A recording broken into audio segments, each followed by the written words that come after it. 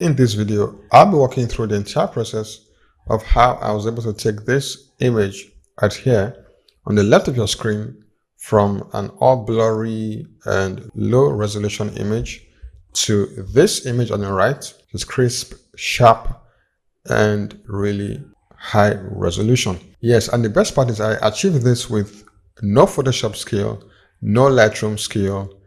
I didn't use any expensive software. All I did was just one prompt and one completely free AI platform. If you're ready to learn this, let's check it out. So the first thing I did was to log on to chatgpt. Yes, this was the AI platform I used.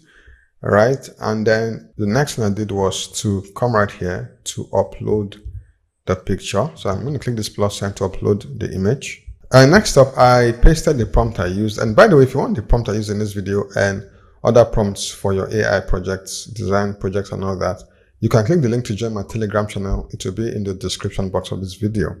Right, so once that is done, I can just go ahead and correct the prompt to ensure that I have all my spellings correct. Right, and then go right ahead and click send.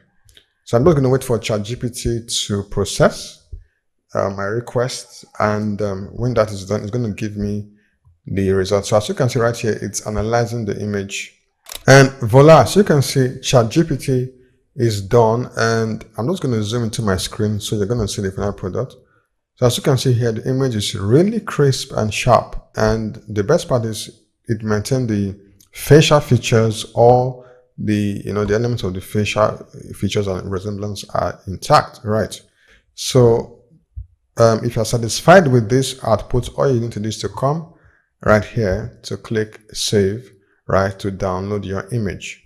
So this is how you can enhance your images for free using AI. And the best part is you really don't need any Photoshop skill or stuff like that. But I always advise to not totally depend on AI or ChatGPT, because sometimes they could have issues on the platform and it may not give you the result you want. So it's still good you learn photo retouching and editing using Photoshop or any other photo retouching software. So if you found this useful, and if you're interested in more design related content, AI, Photoshop, Canva, Lightroom, and all that, you can go ahead, subscribe to the channel, and ensure the notification is turned on. So thanks for watching. See you in the next video.